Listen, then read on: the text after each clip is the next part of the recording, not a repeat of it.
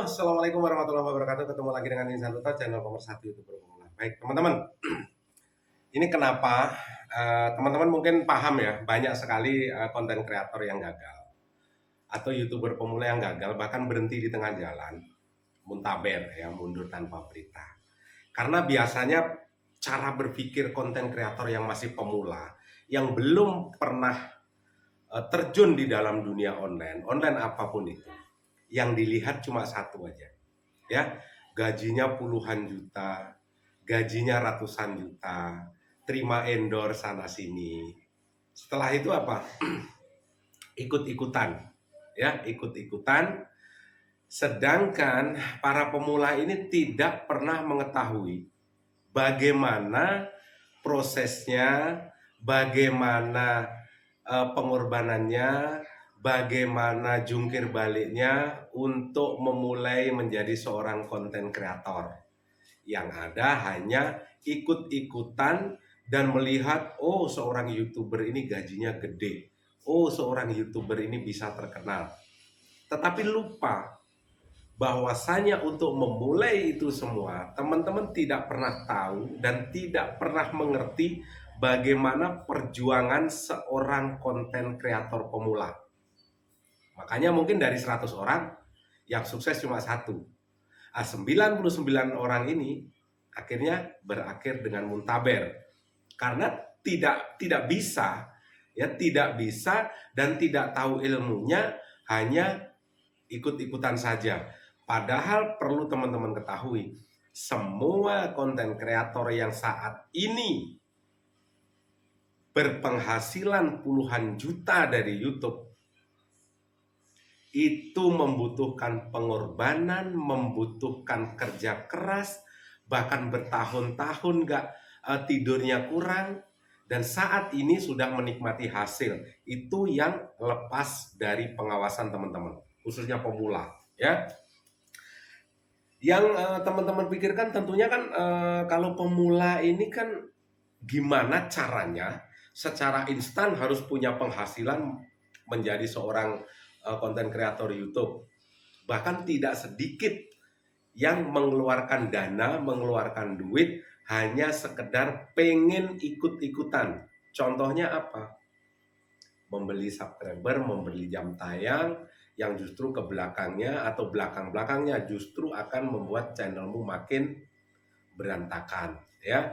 Banyak sekali channel di YouTube ini yang subscribernya bukan hanya puluhan tetapi ratusan ribu. Tetapi saat upload video, penontonnya mungkin hanya 500, hanya 100, bahkan kurang dari 50. Setelah digali, ternyata semua subscriber tersebut didapatkan dari video short, atau mungkin hasil beli jam tayang, atau mungkin menggunakan aplikasi pihak ketiga yang banyak sekali di-download di Play Store, menggunakan koin untuk penambah subscriber dan segala macam. Jalan-jalan seperti inilah sebenarnya justru kedepannya akan membuat teman-teman itu merasa ternyata susah ya dan berakhir muntaber. Ingat ya, teman-teman akan mendapatkan sesuatu yang tidak orang lain dapatkan, tetapi teman-teman juga harus melakukan seperti yang orang lain tidak lakukan. Sampai di sini mungkin teman-teman bisa paham itu ya alasannya.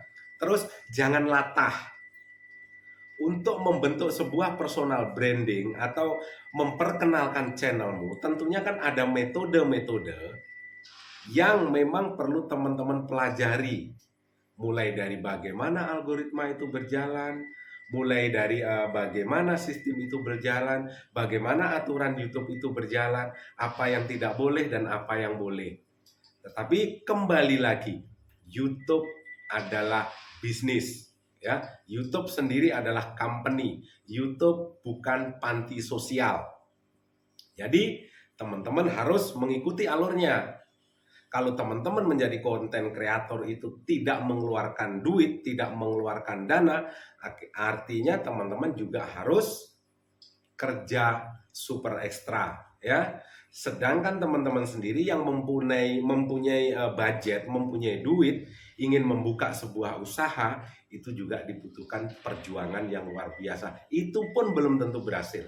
Kadang-kadang untuk memperkenalkan, misalnya kita bisnis apa, makanan segala macam, untuk memperkenalkan warung kita, rasa kita dibutuhkan 1 tahun, dan banyak sekali yang 2 tahun itu warungnya baru rame. Ya, itu keluar modal, mungkin puluhan juta bahkan ratusan juta, dan tidak sedikit juga yang berakhir bangkrut. Di YouTube pun seperti itu. Kalau teman-teman dari awalnya itu memang tidak punya modal, pas-pasan, HP-mu itu juga pas-pasan, yang perlu dilakukan adalah kerja keras, kerja ikhlas. Artinya jangan memandang yang sudah berpenghasilan, karena kalian tidak pernah tahu bagaimana perjuangan konten kreator yang saat ini mungkin tinggal menikmati hasil. Ya, kalau mungkin teman-teman bisa atau kenal dengan konten kreator yang saat ini punya penghasilan puluhan juta, teman-teman mampu nggak mengimbangi kerja kerasnya konten kreator tersebut? Belum tentu, bos. Ya, belum tentu.